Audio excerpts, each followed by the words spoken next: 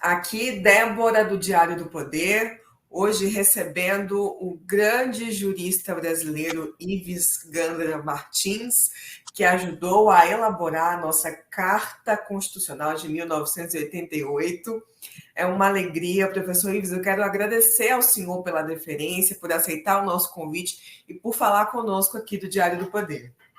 A alegria é minha, aliás, pela admiração que tenho por todos vocês aí no Diário do Poder, o Cláudio Humberto, você, Débora, e é com muita satisfação, mas eu quero lembrar apenas, eu comentei a Constituição por o contato permanente com o Ulisses Guimarães e com o Bernardo Cabral, que era o relator, e por umas audiências públicas que fiz na sessão tributária, o Homéres me pediu para eu Delfim Neto, na ordem econômica, na parte do Poder Judiciário, discutindo com o Sidney Sanches e com eles, mas eu não era constituinte, era apenas um professor que ia Isso. comentar a Constituição.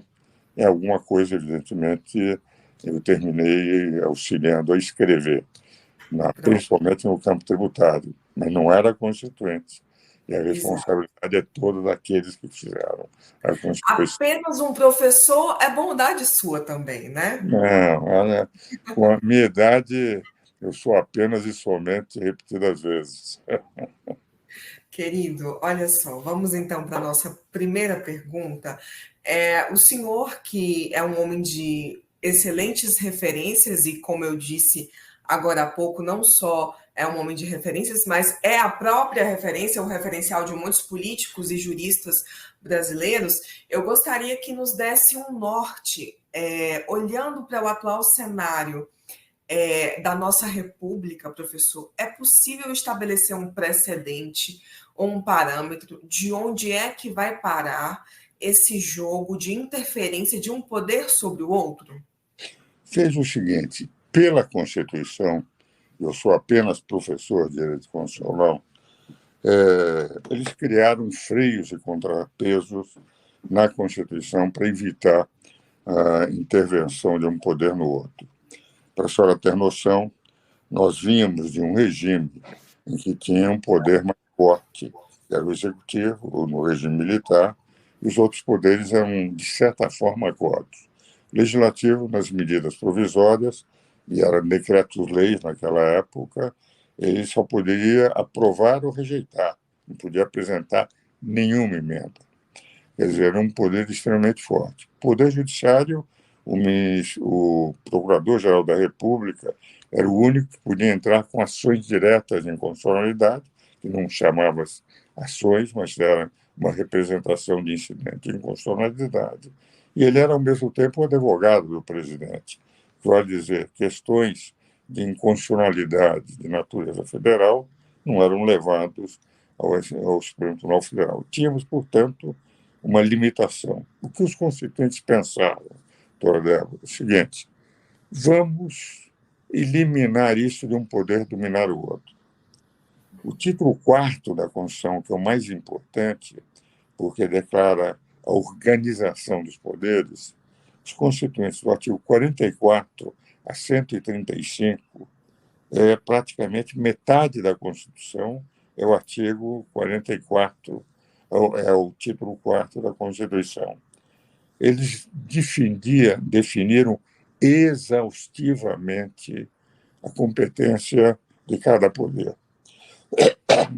Puseram para o poder legislativo em primeiro lugar, que é o mais importante poder da República, que é o único poder numa democracia que representa a totalidade da nação. No legislativo eu tenho situação e tenho oposição. Todos os que lá estão ou representam a maioria ou representam a minoria, votados, senadores e deputados, pelo povo brasileiro. Então, vem em primeiro lugar, do artigo 44 e 69. Em segundo lugar, vem o Executivo, que também representa o povo. Pelo artigo 1º, a democracia é definida pelo povo através de seus representantes. Quais são os representantes do povo? Aqueles que o povo elege. Então, no segundo, que representa só a situação, a maioria do eleitorado, e nem sempre a maioria do eleitorado. quando há segundo turno, ele representa menos que a maioria do eleitorado, porque houve necessidade de um segundo turno. E, em terceiro, vem o Poder Judiciário, que é um poder relevante, porque representa a lei, mas não é eleito pelo povo. Então, na democracia, ele não é escolhido pelo povo, portanto, não representa o povo. Representa a lei que é feita pelos representantes do povo. Foi essa a perspectiva do Constituinte em 1988, que é o Poder Judiciário.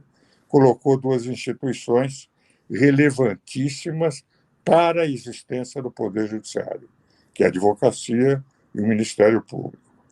Ora, dentro dessa linha, para evitar a competência, a invasão de competência, no Legislativo, que era o maior poder, poder representativo de toda a nação, no artigo 49, inciso 11, eles colocaram que caberia ao Poder Legislativo, ao Congresso Nacional, zelar pela sua competência normativa de fazer as leis perante os outros poderes. Quais eram os outros poderes? O Executivo e o Judiciário. Dizendo o seguinte: se o Judiciário ou o Executivo invadir a competência do Legislativo, quem tem que zelar pela sua competência normativa é o Congresso Nacional, e o Constituinte colocou uma palavra extremamente forte: competência exclusiva do Congresso Nacional, o exclusivo lá está, de zelar pela sua competência. Quer dizer, como se percebe, criou-se, entende, um sistema de freios e contrapesos, mesmo quando o Executivo legisla, ele fica subordinado à decisão do Legislativo. Medida provisória tem que ser aprovada pelo Legislativo. Lei delegada tem que ser autorizada pelo Legislativo. O que vale dizer, o Legislativo é o único com poder absoluto de legislar. Ora, sempre que um poder invade a competência, está fora do que o Constituinte desejou. E isso, com o desconforto que muitas vezes me traz, porque eu tenho uma grande admiração pelos ministros do Supremo, com grande parte deles eu tenho livros escritos, e, enfim, me sinto honrado com a amizade que alguns me dedicam, e, evidente, os considero grandes juristas. Mas o desconforto que tem algumas vezes é quando eu não concordo com determinadas invasões de competências. Quando o Supremo Tribunal define o que é um marco temporal, que define como é que se pode ou não usar drogas, que define algumas decisões, ainda não temos uma decisão plenária, que se pode fazer aborto além das hipóteses previstas na legislação, então, a mim, o Supremo está legislando, e quando legisla, caberia ao Congresso Nacional zelar pela sua competência, encontrando um mecanismo para poder evitar, entende, esta invasão. Quando eu tive que interpretar, e interpretei com Celso Bastos, em 15 volumes, de 88 a 98, com a morte do Celso, apesar de algumas edições, paramos de fazer a reedição das atualizações dos nossos comentários. O argumento que eu encontrei na ocasião, que teve uma distorção monumental, Débora, foi o seguinte: se o Congresso é obrigado a zelar por invasão do Poder Judiciário e dita um decreto legislativo anulando a decisão do Poder Judiciário, que representou uma invasão de competência, eu não encontrei. Em 97, quando eu comentei o artigo 142, um outro caminho, se não impedir, entende? Porque só poderia ser utilizado o 142 por solicitação de um dos poderes, para dizer o seguinte: eu posso, nesse caso concreto de invasão de competência, anular. Jamais o 142 poderia ser utilizado para desconstituir poderes. Jamais.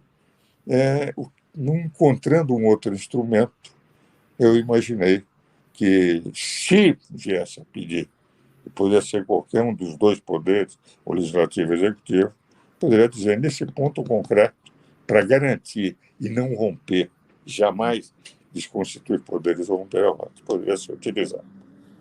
Isso publicado em 97, num outro livro, em 2014, que eu coordenei com Carlos Walder e com o seu dossiê, com mais de 20 grandes juristas brasileiros, um livro em homenagem ao meu caro amigo Gilmar Mendes, que é amizade desde 1981, 82, quando ele era procurador, iniciando a carreira de procurador da República. Eu fiz o livro e coloquei exatamente isso que eu estou dizendo à senhora, que era a minha interpretação do 140, num livro que eu coordenei em homenagem ao ministro Gilmar Mendes em 2014.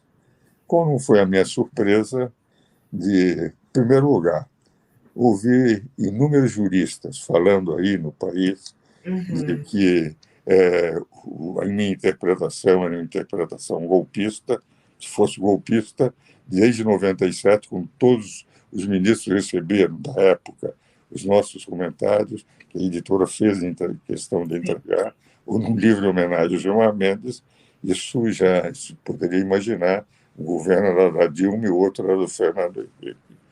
Eu vinha saber que tinham dito o que eu tinha dito, o que eu não tinha dito, porque eu nunca disse, eu só escrevi, o que o artigo 142 serviria para um golpe de Estado.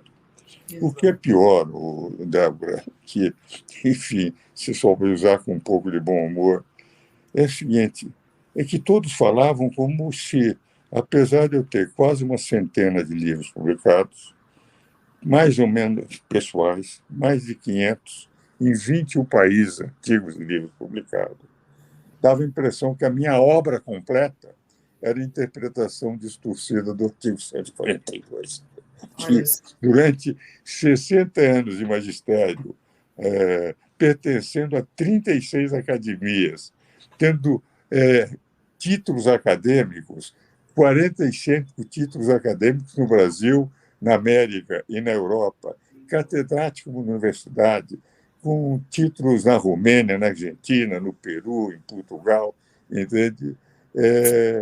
Que eu era um homem que tinha escrito um artigo, o 140, minha obra completa, e que não entendia absolutamente nada. E eu, evidentemente, só podia aceitar com bom humor e esclarecer.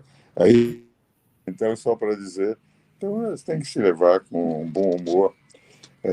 E agora o Supremo, inclusive, vai dar uma interpretação definitiva do 142, não respondendo a uma pergunta que eu me pus em 1997. A decisão é que sempre a última palavra cabe ao Poder Judiciário. E essa interpretação já é consagrada por 6 ministros votaram nesse sentido.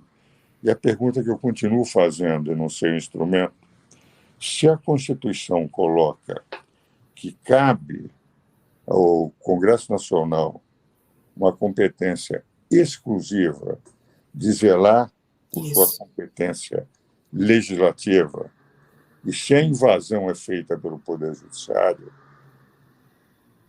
qual é o instrumento que tem o Congresso Nacional para zelar por sua competência quando a invasão é do Poder Judiciário? Eu não sei responder, que a decisão do Supremo, em qualquer matéria dessa natureza, o Supremo que está decidindo é o voto dos 6 ministros, que eu respeito, vamos seguir. A decisão judiciária não se contesta, se cumpre, mas esta resposta, nos 6 votos que eu li, não está a resposta. Se a invasão for do Poder Judiciário, se a Constituição diz que a competência é do Legislativo, de zelar pela sua competência legislativa perante o Poder Judiciário, qual é o instrumento que o Poder Legislativo tem para evitar uma invasão do Poder Judiciário? Pergunta que eu deixo no ar, porque é capaz dos outros 5 ministros responderem. Eu confesso que, fora aquela interpretação que eu dei em 97, eu não encontro uma outra. Como vai valer a interpretação do Supremo, e não a minha, um mero professor direito constitucional. Evidentemente, eu espero que essa pergunta, os ímpetos ministros, quem admiro, minha amizade, livros escritos, participando de bancas de doutoramento com grande parte deles, entende? Eu não sei responder e não sei se eles irão responder na decisão que estão apresentando. Mas há uma diferença só com o que eu quero terminar essa exposição. Eu tenho uma profunda admiração por juristas do Supremo. E como um modesto advogado de província, eu muitas vezes divirjo doutrinariamente, mas cumpro se a decisão tem que ser cumprida. Então, eu me permito, aos 89 anos, o direito de, enfim, em matéria que sempre no direito pode ser contestada. Porque, por exemplo, quando um Supremo decide por 6 votos a 5, vai prevalecer a decisão dos 6 votos. Mas 5 ministros não concordaram com aquilo. Eu, como professor, posso não concordar com algumas decisões do Supremo, independente da admiração que eu tenho pelos juristas, todos eles, que lá estão no Supremo. O senhor deixou uma pergunta no ar aí, relevante, né, para esse momento que a gente está vivendo, e eu queria também lhe dar a palavra para que o senhor fizesse uma avaliação agora sobre o papel do Legislativo. O senhor acredita que Câmara e Senado estão cooperando para que haja um equilíbrio entre os poderes? Eu tenho a impressão que o Poder Legislativo não sabe o poder que tem. Pelo Constituinte, foi colocado em primeiro lugar. O Poder Legislativo deve. Eu sou parlamentarista desde os bancos acadêmicos. Quando fiz política, até 1965, quando veio o Ato Institucional número 2, eu decidi nunca mais fazer política. Eu presidi em São Paulo o Partido Libertador, que era o único partido parlamentarista dos 13 partidos que havia à época no Brasil. Então, eu acho que o Legislativo é sempre a grande força. Nos parlamentos das 20 maiores democracias do mundo, e o Brasil não está entre elas. Lisprat apresentou no livro Democracy, ele é da Universidade Yale, nos Estados Unidos, 19 são parlamentaristas, e só os Estados Unidos é presidencialista. O presidencialismo na América Latina foi um fracasso. Houve golpes de Estado na Argentina, houve. Houve golpes de Estado no Uruguai, houve. Houve golpes de Estado no Brasil, houve. Houve golpes de Estado no Chile, houve. Houve golpes de Estado no Paraguai, houve. Houve golpe de Estado no Peru, houve. Houve golpe de Estado no Equador, houve. Houve golpe de Estado na Bolívia, houve. Houve golpe de Estado na Colômbia. Você vai ver que, na prática, o presidencialismo foi um fracasso na América. Só nos Estados Unidos, que é a origem do presidencialismo, que deu certo. E Lisprat, esse professor da Universidade Yale, examinou as 20 maiores democracias do mundo, 19 são parlamentaristas. Então, eu sempre achei que, lá como eu tenho situação na oposição, é o maior poder da República, porque é aquele em que todo o povo é representado. Mas o Congresso nosso, enfim, tem um regimento pelo qual um único homem manda no Congresso, que quem faz as pautas, quem define as pautas, quem põe as pautas, normalmente é o presidente, ou da Câmara dos Deputados, ou do Senado. Então isso muitas vezes dificulta tomadas de posição, defesa das prerrogativas do Congresso Nacional. Eu acho que o Congresso Nacional poderia ser mais proativo, no sentido de fazer exercer a vontade popular. E acho que é um momento ainda de turbulência. Eu tenho a sensação que o Supremo, em função da própria fragilidade de tomada de posições do Legislativo, tem avançado em pautas que são exclusivamente do Legislativo. Cada vez que o Supremo se auto-outorga direitos, por exemplo, um dado. A Constituição, no artigo 127, declara que a competência privativa do Ministério Público dá início à ação penal. Então, todos os inquéritos, etc., ação penal, se é privativa, só o Ministério Público poderia. O Supremo é um regimento em que ele se outorgou também, auto-outorgou o direito. A Constituição diz uma coisa, mas eles têm investigado, dado início, tomado posições independentes da vontade do Ministério Público. Para mim, eu tenho a sensação que o que o Constituinte pretendeu é diferente do que está acontecendo. Aqui, aliás, eu podia fazer um programa com o ministro Marco Aurélio de Mello, e, que é também um queridíssimo amigo, tenho livros escritos com ele, e nós víamos que, enfim, há alguns dispositivos que foram reescritos, entende, pela Suprema Corte. Com toda a admiração que eu tenho, discutivelmente, pelos ministros, eu tenho a sensação que o Congresso aí teria que zelar por sua competência. A competência é deles, eleger. O Supremo tem uma importância extremamente, mas de guardião da Constituição.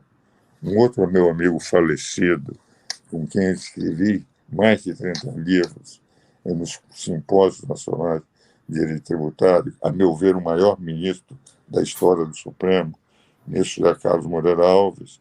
Outro dia nós homenageamos o ministro pelo trabalho que ele fez no Instituto dos Advogados de São Paulo, que presido ainda hoje o Colégio dos Ex-Presidentes do Instituto dos Advogados de São Paulo, que comemora este ano 150 anos de existência. E eu falava sobre o Moreira Alves, e lembrava uma frase comum na década de 90. Diziam que a Constituição tinha tornado o Supremo guardião da Constituição. E Moreira Alves era o guardião do Supremo. Não deixava que o Supremo saísse das suas competências definidas na Constituição. Foi um grande ministro, aliás, o ministro Gilmar Mendes era grande amigo dele. Também alguns dos que aí estão também eram Ricardo Lewandowski, era grande amigo dele. E eu, uma amizade que vinha há mais de 40 anos, com mais de 30. Só no Simpósio Nacional de Direito Tributário foram 31 livros que nós escrevemos juntos para cada um dos simpósios que eu coordenava. Ele abria todo ano. Enfim, a impressão que eu tenho é que ainda é um período de ajustes, de turbulências nas relações, mas a minha esperança, certamente, eu não verei com 89 anos, aí já esperando a hora em que Deus vai me chamar, de que eles venham a cumprir e que venha se estabilizar aquilo que os constituintes de 88 desejaram. Poderes harmônicos e independentes, cada um exercendo rigorosamente as competências que lá estavam. Perfeito.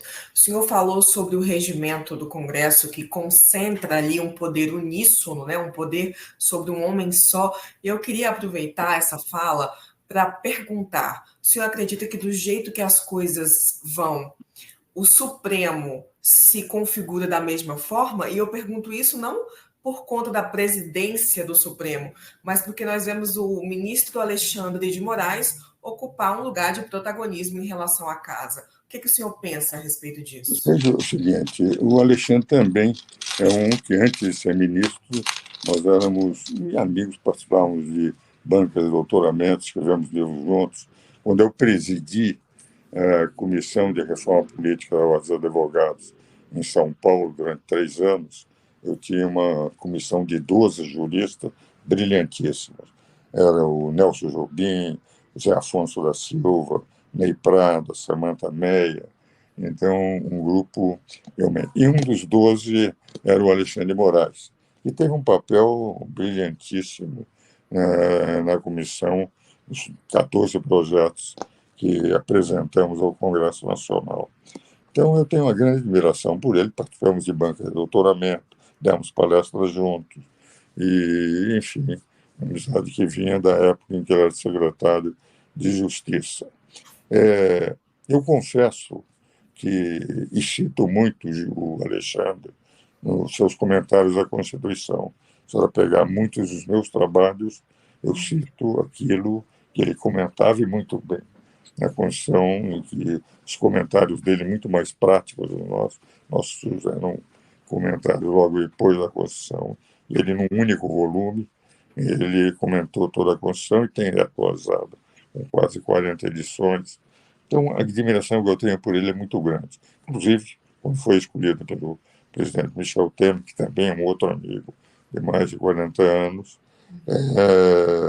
inclusive também tem livros escritos e prefaciou minha breve Teoria do Poder.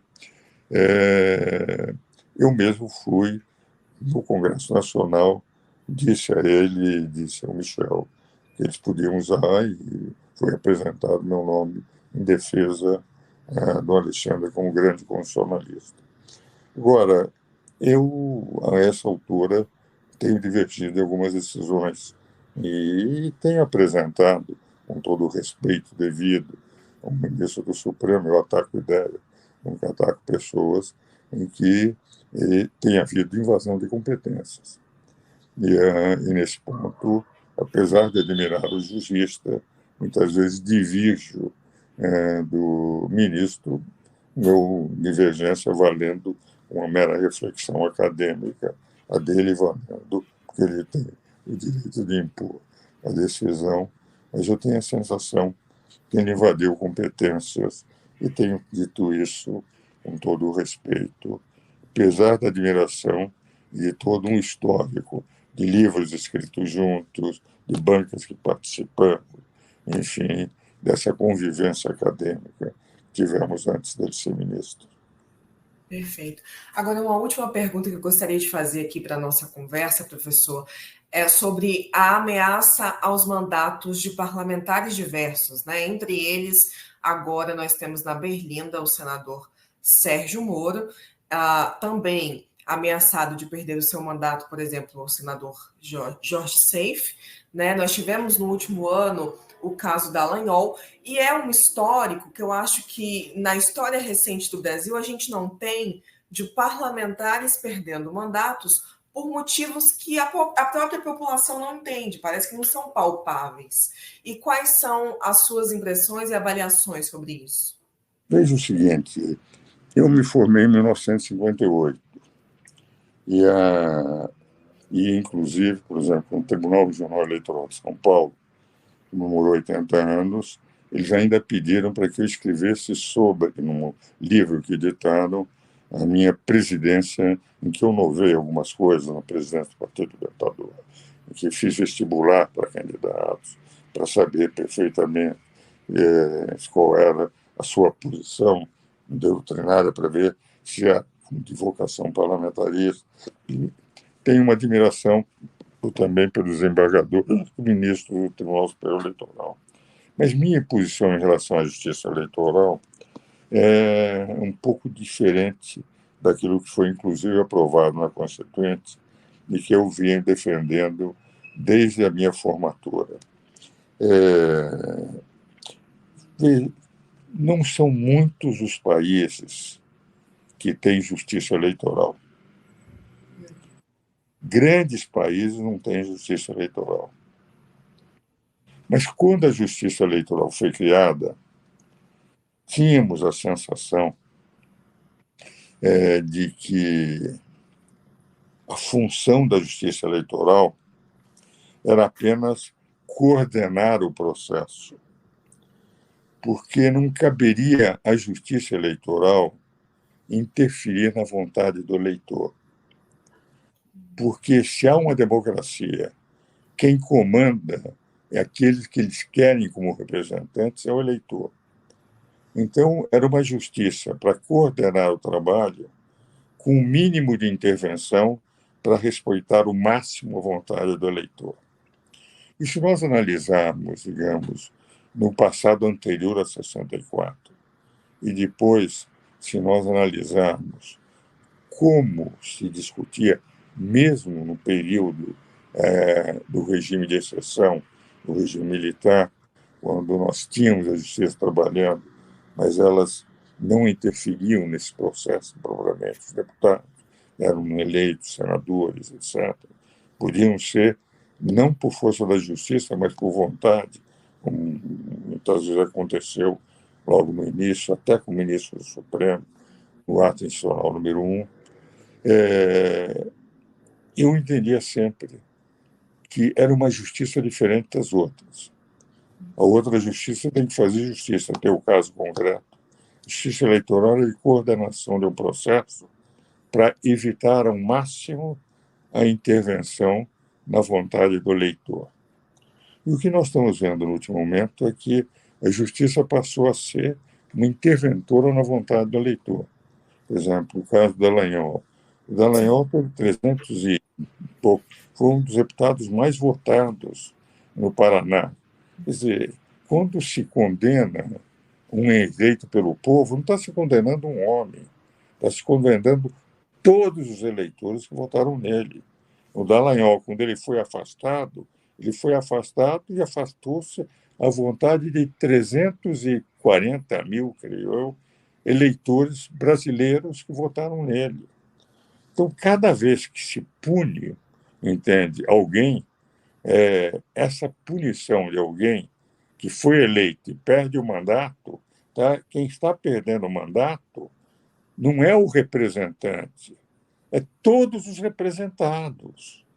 Por isso a minha visão da justiça eleitoral é a mesma que eu tinha no começo da minha formação jurídica, quando formado pela Universidade de São Paulo, em 1950. E isso é interessante.